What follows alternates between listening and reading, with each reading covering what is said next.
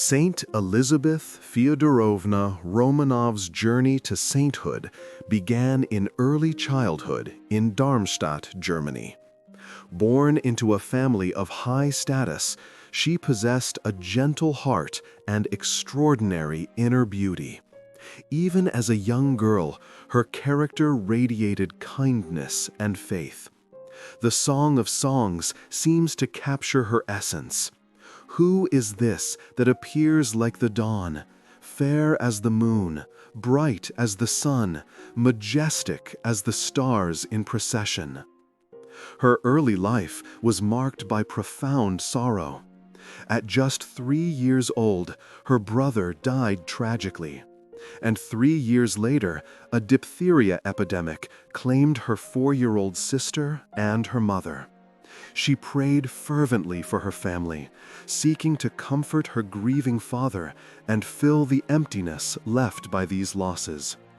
These early tragedies opened her heart to the path of the cross and sowed the seeds for her future sanctity.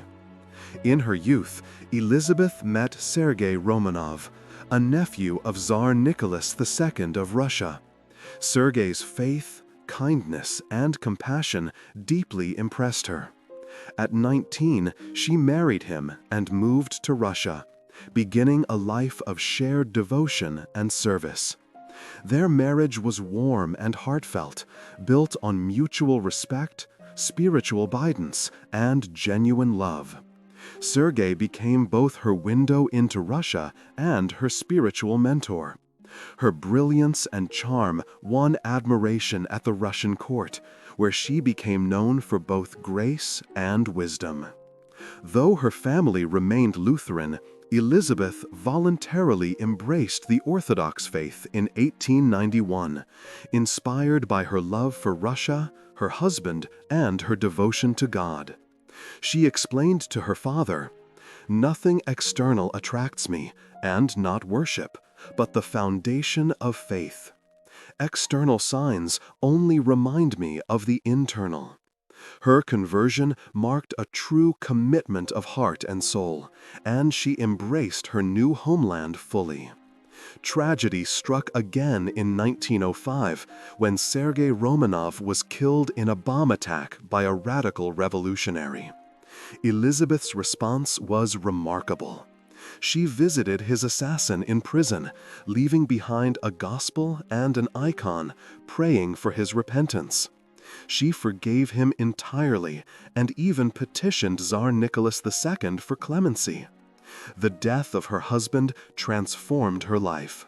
She withdrew from society and devoted herself to God, founding the Marfo-Mariinsky Convent in Moscow in memory of her beloved Sergei. The convent became a beacon of compassion and service. Elizabeth and the sisters ministered to the sick, poor, widows, and wounded soldiers. She established schools, hospitals, and orphanages in Moscow's poorest districts, bringing both practical aid and spiritual care. For Elizabeth, work itself was a form of prayer, and service to others a path to closeness with God. The convent's Church of the Protection even featured 2 angels in relief, symbolizing Elizabeth and her late husband. "I am in heaven with Sergei," she said, expressing her love and faith transcending earthly loss. Her final years coincided with the turbulent revolution in Russia. As violence and despair swept the nation, Elizabeth remained a steadfast example of humility, forgiveness, and hope. She observed the chaos without fear, predicting her own martyrdom and the suffering of the royal family. This will serve for their moral purification and bring them nearer to God. Her presence soothed even the most hardened hearts. One visiting radical socialist remarked, "Perhaps we are headed for the same goal, only by different paths." Elizabeth humbly reflected, "We are still unworthy of a martyr's crown." In April 1918, Saint Elisabeth and 2 sisters from her convent, Varvara Yakovleva and Ekaterina Yanisheva, were arrested and taken to the Ural Mountains. In prison, she prayed ceaselessly. Her sisters refused release to remain with her. On the night of 18 July, Elizabeth and other members of the royal family were executed in an old mine.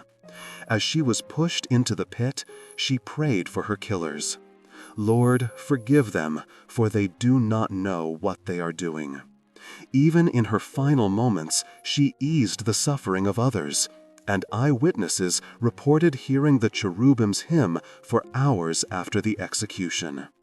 Saint Elizabeth left behind letters and writings that reveal her deep faith and insight.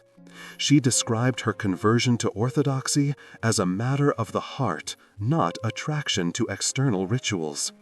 Her reflections on life, happiness, and faith shine as guidance for all. Happiness does not consist in living in a palace or enjoying a large fortune. These can be lost. True happiness is in faith, hope, and charity. Try to make those around you happy, and you will be happy yourself. Her remains were taken to the Holy Land and buried at the Church of St. Mary Magdalene.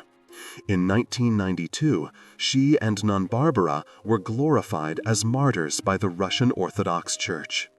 Today, her life continues to inspire countless Christians to embrace faith, forgiveness, service, and love. Saint Elizabeth's life shows that true sanctity arises from love and compassion in every action. Even amid loss and persecution, she chose forgiveness, service, and trust in God.